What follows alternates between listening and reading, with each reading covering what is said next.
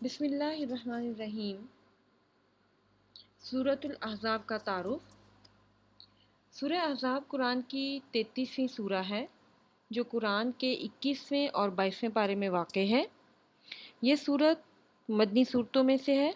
اس سورت کا زیادہ حصہ جنگ احزاب یا جنگ خندق کے متعلق ہونے کی وجہ سے اس سورت کا نام سورہ احزاب رکھا گیا۔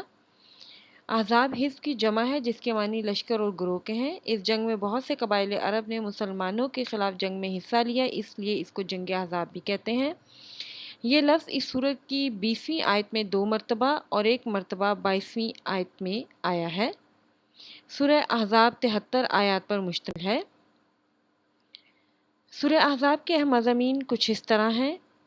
آپ صلی اللہ علیہ وآلہ وسلم کو اللہ کی اطاعت اور کافروں کی پیروی سے ممانعت،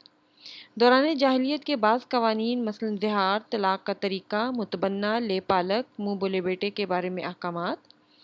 وظائف، مقام و مرتبہ ازواج پیغمبر صلی اللہ علیہ وآلہ وسلم، حضرت زید بن حارث رضی اللہ تعالیٰ عنہ کا حضرت زینب بنت جہش سے نکاح اور طلاق، اور پھر پیغمبر اکرم کا زینب بنت جہش سے نکاح، حجاب کے بارے میں گفتگو، آپ صلی اللہ علیہ وآلہ وسلم کے نکاح کے خصوصی ضوابط۔ سورہ احزاب کی بہت سی آیات مشہور ہیں، من جملہ ان میں وہ آیات ہیں جن میں پیغمبر اکرم اور ازواج پیغمبر امہات المومنین کو نمونہ عمل قرار دیا گیا ہے۔ آیات تطہیر، آیت خاتمیت، آیت صلوات، آیت امانت، آیت تخییر، جنگ احزاب اور مسلمانوں کی معجزانہ فتح۔ اب ہم ترجمے کی طرف بڑھتے ہیں۔ سورۃ الاحزاب آیات 1 تا 8۔ یا ایھا النبی، اے پیغمبر صلی اللہ علیہ وآلہ وسلم، اتق اللہ، اللہ سے ڈرتے رہنا، ولا تطع الکافرین والمنافقین، اور کافر اور منافقوں کا کہا نہ ماننا، ان اللہ کان علیما حکیما، بے شک اللہ جاننے والا اور حکمت والا ہے، واتبع ما یوحی الیک من ربک، اور جو کتاب تم کو تمہارے پروردگار کی طرف سے وحی کی جاتی ہے اس کی پیروی کیے جانا، ان اللہ کان بما تعملون خبیرا، بے شک خدا تمہارے سب عملوں سے خبردار ہے، وتوکل علی اللہ، اور اللہ پر بھروسہ رکھنا، وکفی باللہ وکیلا، اور اللہ ہی کارساز کافی ہے، ما جعل اللہ لرجل من قلبین فی جوفہ، اللہ نے کسی آدمی کے پہلو میں 2 دل نہیں بنائے، وما جعل ازواجکم اللائی تظاہرون منہن امہاتکم، اور نہ تمہاری عورتوں کو جن کو تم ماں کہہ بیٹھتے ہو تمہاری ماں بنایا، وما جعل ادعیاءکم ابناءکم، اور نہ تمہارے لے پالکوں کو تمہارے بیٹے بنایا، ذالکم قولکم بافواہکم، یہ سب تمہارے منہ کی باتیں ہیں، واللہ یقول الحق، اور اللہ تو سچی بات فرماتا ہے، وہو یہدی السبیل، اور وہی سیدھا رستہ دکھاتا ہے، ادعوہم لآبائہم، مومنو لے پالکوں کو ان کے اصلی باپوں کے نام سے پکارا کرو، وَأَقْسَطُ عِندَ اللّٰہِ، کہ اللہ کے نزدیک یہی بات درست ہے،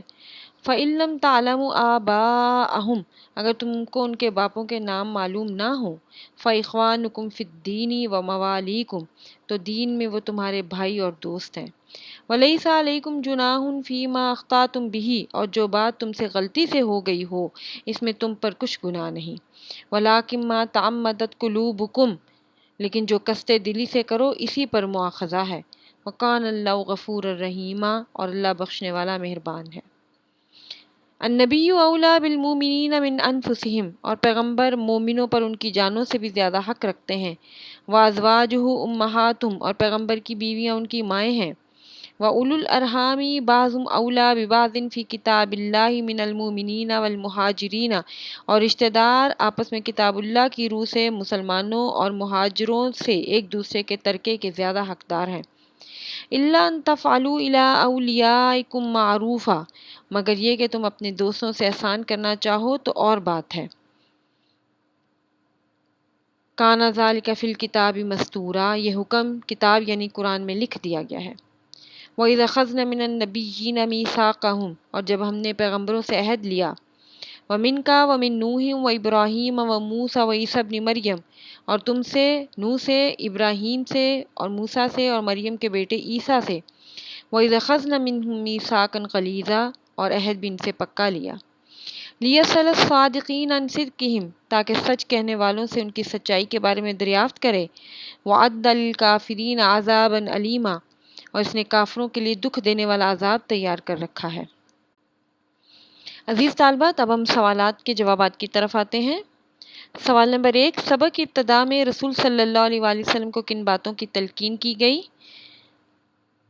سورۃ الاحزاب کے شروع میں اللہ نے رسول اللہ صلی اللہ علیہ وآلہ وسلم کو مندرجہ ذیل باتوں کی تلقین کی۔ اللہ سے ڈرو،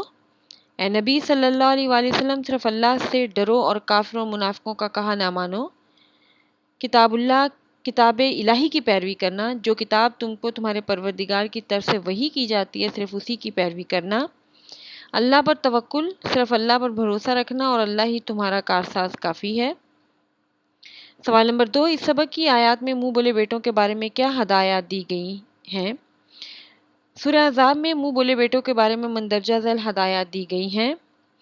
لے پالکوں کو پکارنا، مومنو لے پالکوں کو ان کے اصل باپوں کے نام سے پکارو کہ اللہ کے نزدیک یہی بات درست ہے۔ اس طرح زید بن محمد کو زید بن حارثہ کہہ کر پکارا جانے لگا۔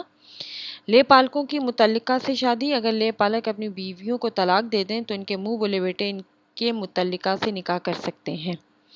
اصل باپ کا نام، اگر تمہارے لے پالکوں کے باپ کے نام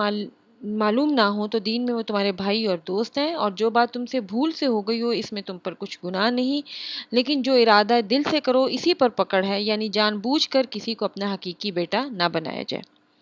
حکم الہی آ جانے سے پہلے لا علمی کی بدولت اس قسم کی جو باتیں منہ سے نکل چکی ہوں وہ معاف کر دی گئیں۔